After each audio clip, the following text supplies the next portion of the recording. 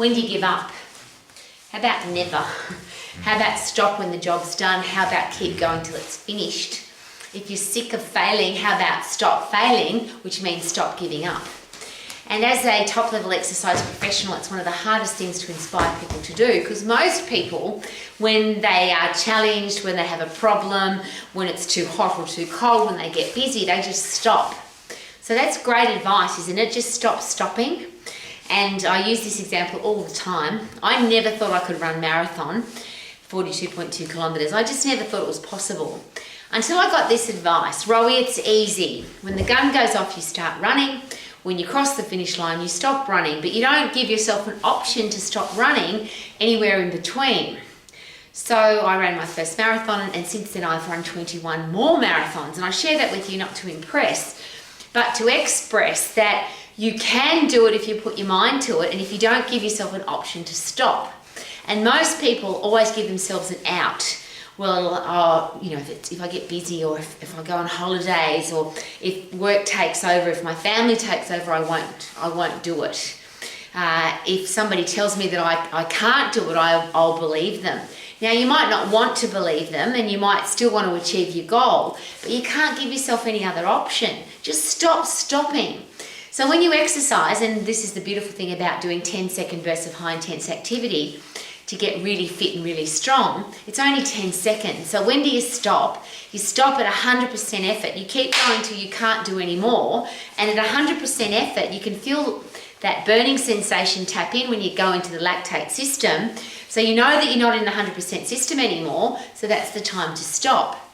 When you cross the finish line, that's the time to stop. When it's the end of the game, if it's an 80-minute game or a 60-minute game, or the amount of time that your sport says that you have to move for, exercise for, compete for, achieve for, you put in 100% effort for that period of time. And there's a great question. Why would we put 50% effort in and expect 100% result? If you put in 100% effort, not only do you get the better result, but you feel better about yourself. And I'll reverse that. If you know that you could have worked harder, gone longer, pushed harder, put in more effort, but you only put in, if 100's the number and you only put in 50, 60, 70, 80%, how do you feel? And is it possible that if you put in 100% effort and you feel good about yourself, even if you win or lose, it doesn't matter, because you know that you couldn't have worked any harder, put in any more effort, because you can only give 100%. And there's just a very important side note there, because a lot of people share with me, Rowie, I put in 110% and nobody notices. Well, I always ask this question. If you put 110% air pressure into a tyre, a bike tyre, a car tyre, a tractor tyre, doesn't matter, what would happen to the tyre? It would explode, because it can only take 100% of what's required. So if every single time in your life, in everything that you do, if you become the person that never gives less than 100%, whether it's to your relationship, to your career, to your financial plan, to your parenting, to your exercise program, is it possible that you'll get to the end of the day and you'll feel good about yourself? And there's the big thing. Self-esteem, self-confidence, the way you feel about yourself, isn't that the driving force? If you are confident that you can do it because you have done it, you are confident that you can achieve because you are a 100% person, is it possible that you're more likely to do more stuff? And when you do more stuff, are you more likely to feel good about yourself? And if you feel good about yourself, are you more likely to do more stuff? So as an old lady, I'm getting pretty sick and tired of hearing, I can't do it, it's too hard. How about don't give yourself an option to stop? Just start and finish. A lot of people start a education program. I have the Max International Colleges, and a lot of people tell me, I'm excited about owning my own exercise business, and I want to have my own online exercise business. I want to open a gym. I want to have a boot camp. I want to be financially free and financially successful. I want to be my own boss. I want to, gonna. And then the first challenge comes up and they stop. The first time it feels a little bit hard, they stop. There's a great question to ask there. Are you the person that when it gets hard, that's the reason to get going? Or if it gets hard, that's the reason that you stop? And there's obviously two different mindsets there, but we get to choose that, don't we? And that's a beautiful thing about exercise. If you want to have a strong, tough brain, if you want to be mentally tough and mentally strong, you have to push your brain, you have to overload your body. Body and brain working hard together at 100% effort gets you better at everything. So if you want a strong brain, you've got to overload it. So if you want a strong body, you've got to overload it, and they work together.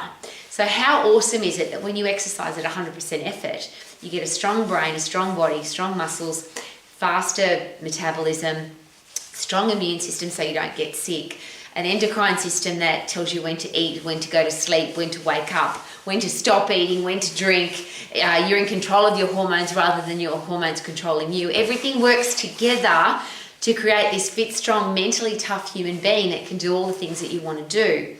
And then when you feel like stopping, you even want to stop. You go, okay, it's hard, but I like the hard. I don't want to stop. Rather than being the weak person that when a small challenge comes along, you fall down on your ass and stay there. And I always ask that question. There's three kinds of people. Which one are you? There's the people that get hit with some kind of challenge. They fall down and stay down. Some people get hit, they fall down and get back up again. Some people get it back up quickly. Some take a long time to get back up again. And then there's the people that just refuse to fall down. I'm not going to fail. I'm not going to stop. I'm going to keep going till I have succeeded. It's one of the things at the end of my day. I have a to-do list every single day, and I don't go to bed until I've done what's on the list, because I don't want to go to bed feeling like I haven't achieved all the things that I need to do.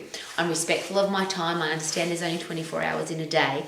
I know that I can get this accomplished in one day, and I don't stop until it's done. Now, you don't have to live your life like me, but what's really cool is you feel happy, you feel satisfied, you feel self-confident, you've got high self-esteem because you're constantly achieving and you've constantly got a purpose. If you've got no purpose to get up, then you don't get up. And if you don't get up, then you feel depressed and lazy and horrible. And I don't like that feeling. I never want to have that feeling. I wish that nobody else in the world had that feeling. But that's a personal choice. What you do and how you feel, isn't it awesome that that's a personal choice? So if you want to stop stopping, just stop. Keep going till it's done. Don't stop until you have achieved the task, regardless of the challenges. You'll have a mentally tough brain, a fit, strong, healthy body, and you could actually live your life to the max. Super-duper-doo, how are you? Living my life to the max, healthy, fit and strong. Woohoo!